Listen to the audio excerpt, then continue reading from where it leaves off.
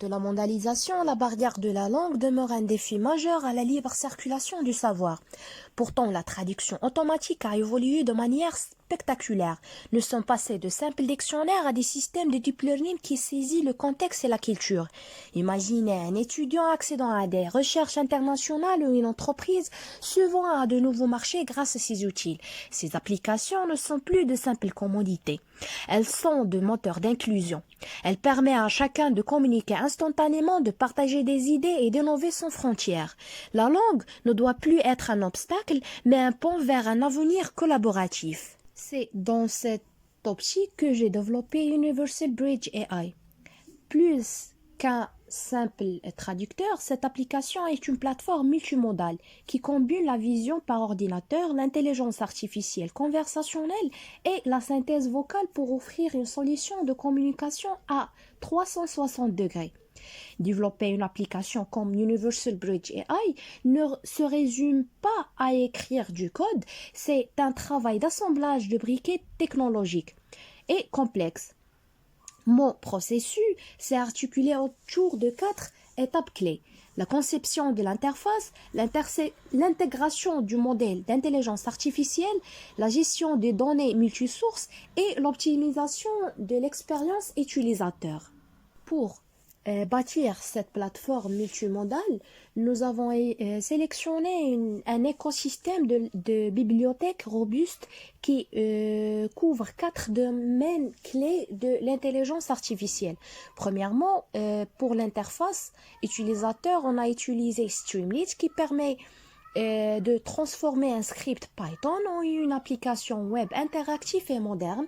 Aussi, on a l'intelligence artificielle NLP, cette bibliothèque où, à l'aide de la bibliothèque Transform, on a intégré des modèles de pointe par la traduction et la discussion. On a aussi la vision par ordinateur. La commande EasyOcre et Pillow sont chargées de la lecture et du traitement des images pour en extraire le texte. Le traitement du document et audio, nous utilisons Feeds et Python Docs pour l'analyse de fichiers, tandis que Edge TTS assure une synthèse vocale de la qualité humaine.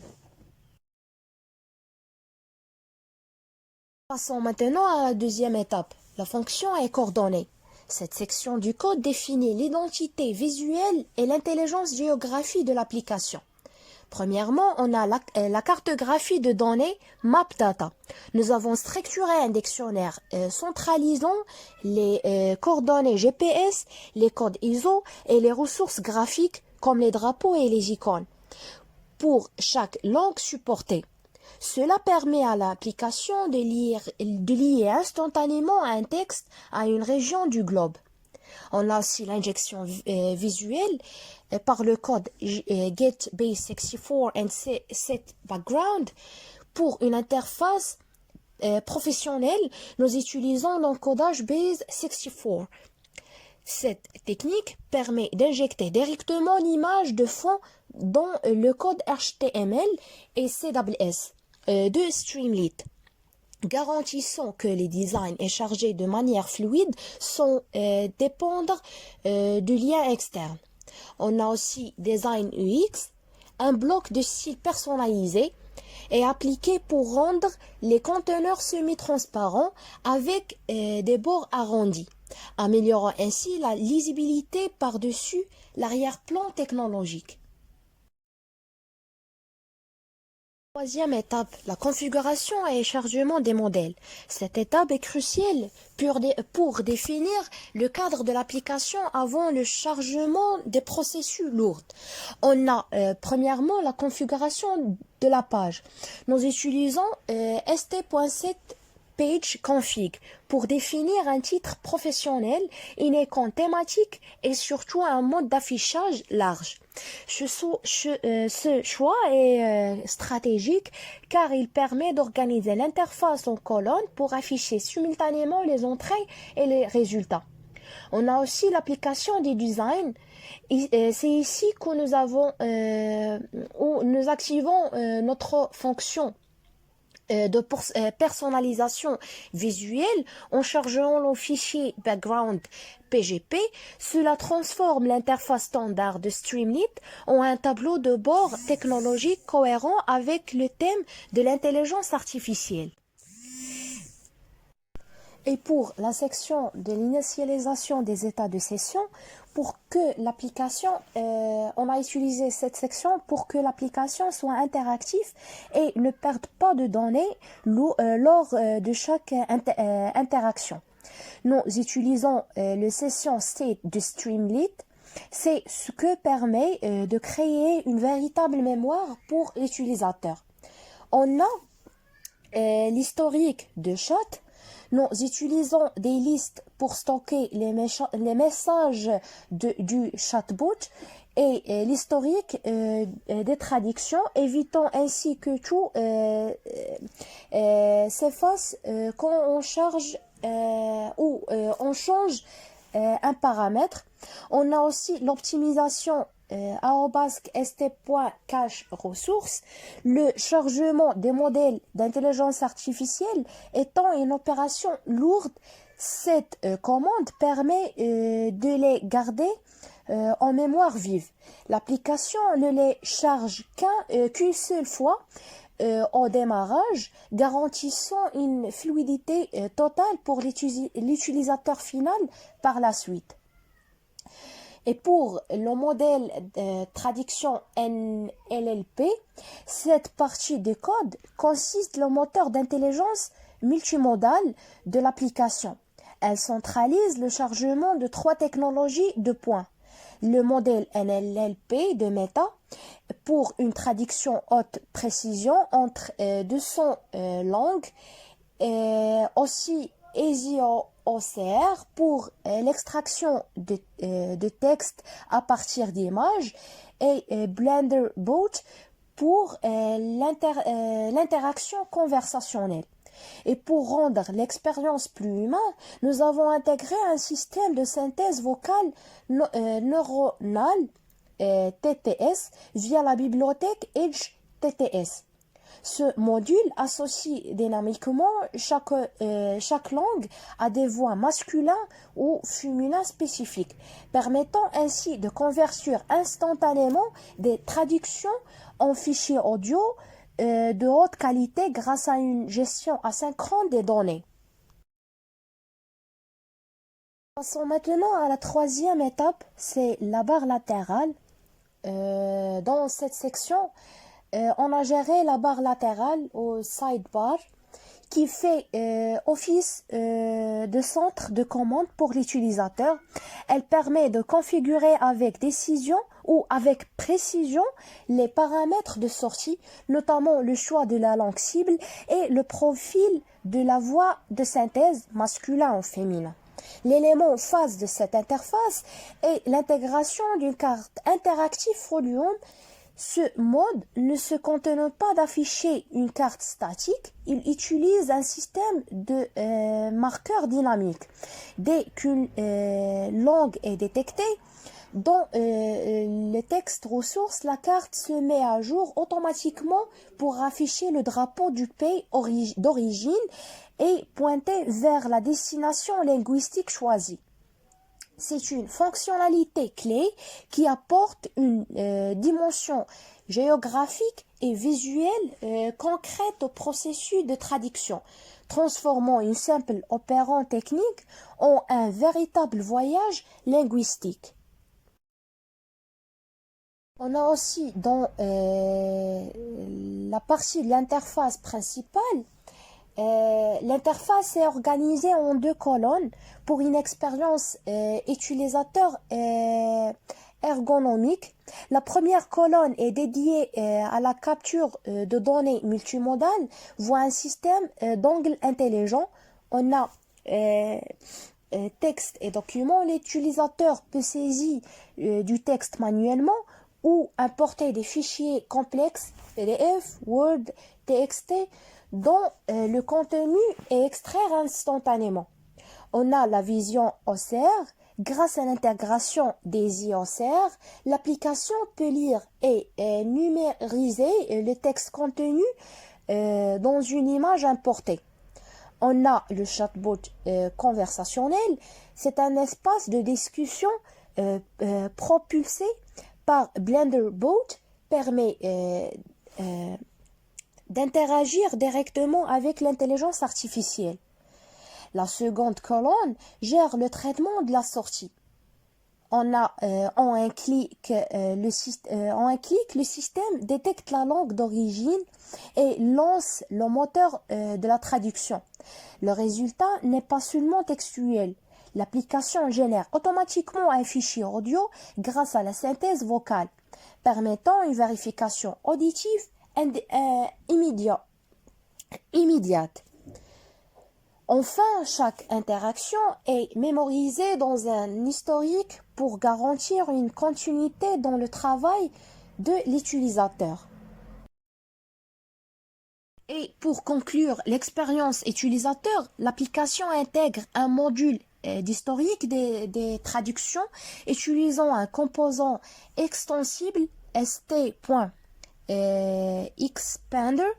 Cette section parcourt les données stockées dans l'état de la session pour afficher les résultats précédents dans un ordre chronologique inversé. C'est une fonctionnalité essentielle pour la productivité, car elle permet à l'utilisateur de gérer ou de garder une trace de ses travaux, se comparer différentes traductions ou de réécouter les sorties audio sans avoir à relancer le processus de traitement. Passons maintenant à la pratique. Je vais importer une image, comme vous pouvez le voir ici. Cette image-là.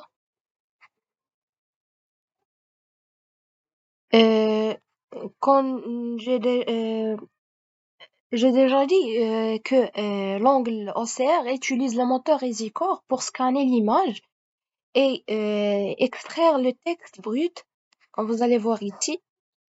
Welcome to the future of translation, and etc.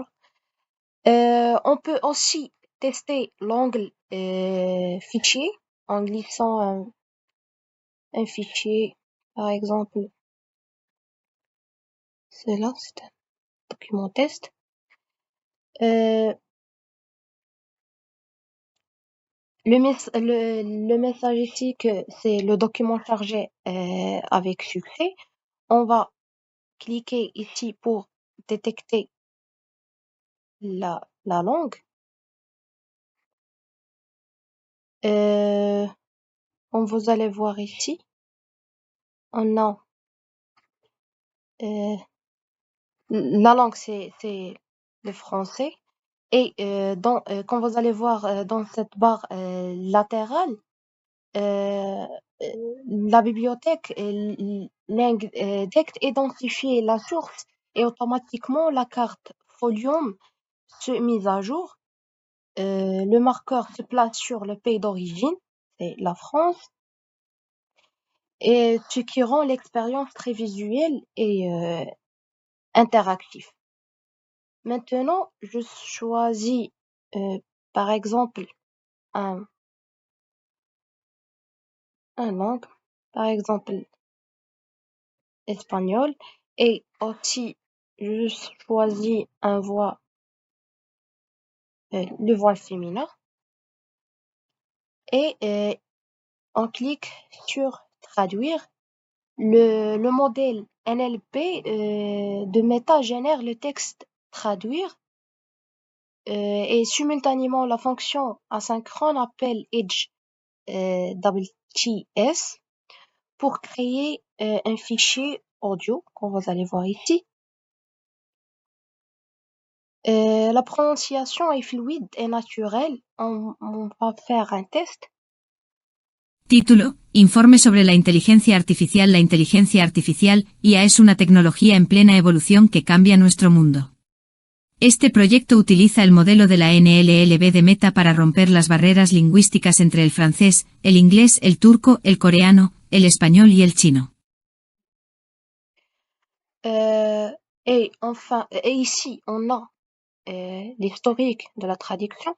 Ça, c'est l'historique. On va tester une autre langue, par exemple anglais.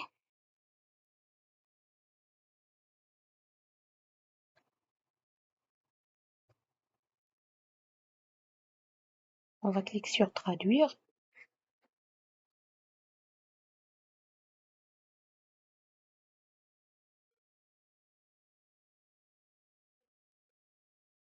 Quand vous allez voir ici, on a notre texte et notre... Title, Report on Artificial Intelligence. Artificial intelligence, AI, is a technology in full evolution that changes our world.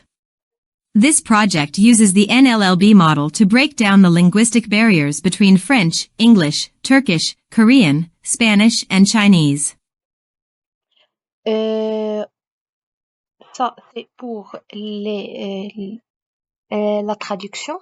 Passons maintenant pour faire un test du chatbot. Ici, dans cet angle, on peut ou on va faire un petit chat. Ça, c'est mon question. Je vais attendre quelques secondes pour que le chat va me répondre.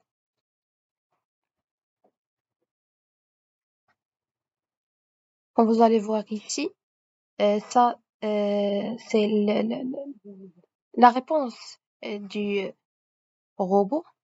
On peut ajouter une autre question. Je peux ajouter une autre question.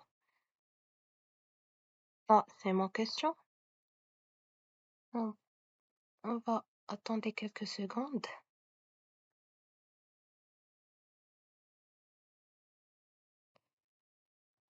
Ça, c'est la réponse du